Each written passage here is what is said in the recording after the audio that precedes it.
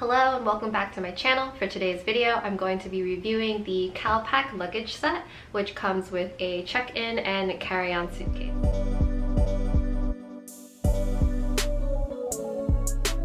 If you're new here, my name is Lauren and I typically create content around designer handbags, fashion, and occasionally travel. So if you're interested in any of those topics, please be sure to subscribe. I'm also active on Instagram and TikTok. So yeah, if you want even more content, please be sure to check me out on those channels as well. Now, on to the video. I've owned this suitcase set for around 4 years now, which is when I first filmed my very popular suitcase review, where I compared the carry-on sizes of Away, Calpak, and Raiden, RIP. I think that video now has almost over 150,000 or maybe close to 200,000 views. So if you want to watch that original video, I will leave a link to that in the description box below.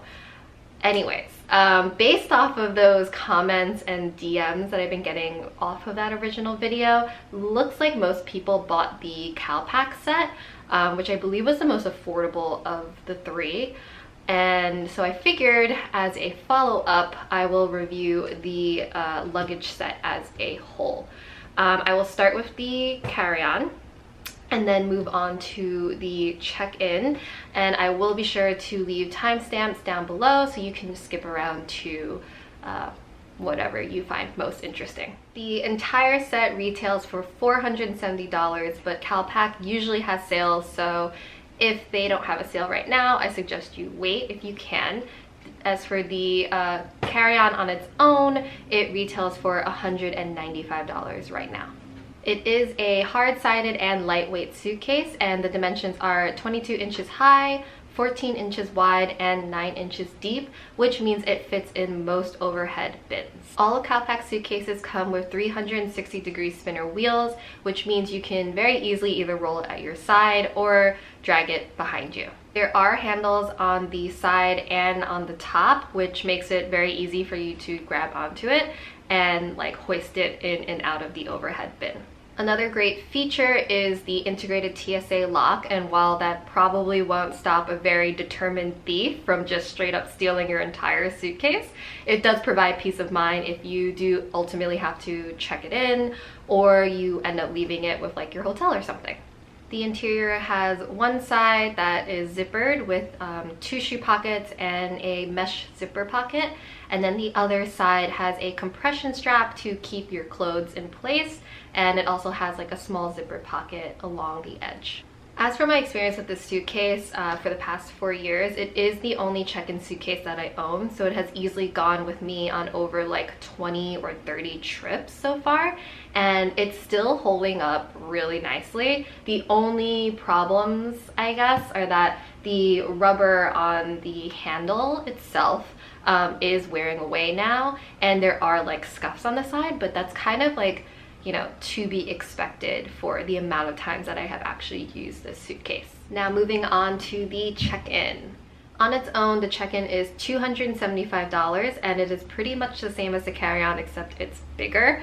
The dimensions are 29.5 inches tall, 19 inches wide, and 12 inches deep. It is also hard-sided and very lightweight, which is great because if you have ever found yourself over the weight limit when checking in your suitcase, you know that every ounce counts. As I mentioned before, all of Calpak suitcases come with 360-degree spinner wheels, which makes rolling this potentially unwieldy suitcase around a lot easier, especially when it is even like packed to the brim and very heavy. There are also handles at the top and the side, and while you are likely not lifting your check-in suitcase above your head very often, for the off chance that you are, which this has happened to me on the train in Japan, it makes it a lot easier for you to literally summon all your strength and hoist it above you and put it away. It also features a TSA approved lock, which I think is probably more useful on a check-in suitcase considering it does pass through more hands along the journey since you are checking it in. It also works to keep your zippers in place, which is great, like while it's in transit, which prevents your zippers from like coming apart and your suitcase just I don't know, spilling all of its contents all along the baggage claim, which I have seen before in the airport. The interior is exactly like the carry-on suitcase. One side is a zippered pocket that has 2 shoe pockets and a zippered mesh pocket. And then the other side just has a compression strap to keep your clothes in place, along with a small zippered pocket along the edge. As for my experience with this suitcase, I haven't used it nearly as much as the carry-on, as you can imagine, but it has been on quite a few international trips with me. And I think the best testament to like how durable this suitcase is when I went to Thailand with my boyfriend, and we were on like a 45-minute speedboat ride going from island to island. So we were the first ones to board, and therefore my suitcase got put like horizontally underneath 2 other very large and probably heavier suitcases, and the entire time the boat was like bouncing up and down like viciously to where people were getting seasick and a little scared. I was more concerned that my suitcase was going to crack open and, you know, just break, but it held up through the entire ride, and I was very shocked. It was just like literally all in one piece, and it looked like nothing even happened. So yes, this is an incredibly durable check-in suitcase. Even if you don't end up buying these exact suitcases from Calpak, I do highly recommend checking out the brand. They have a lot of different options, a lot that are not as girly, and I do think that these suitcases are definitely worth the price point, especially if you can find them on sale. I will leave links to the luggage set as a whole, the carry-on on its own, and the check-in on its own down below in the description box. And also, if I happen to not answer any question that you may have had during this video, please feel free to ask me in the comments, and I will try my best to respond in a timely fashion.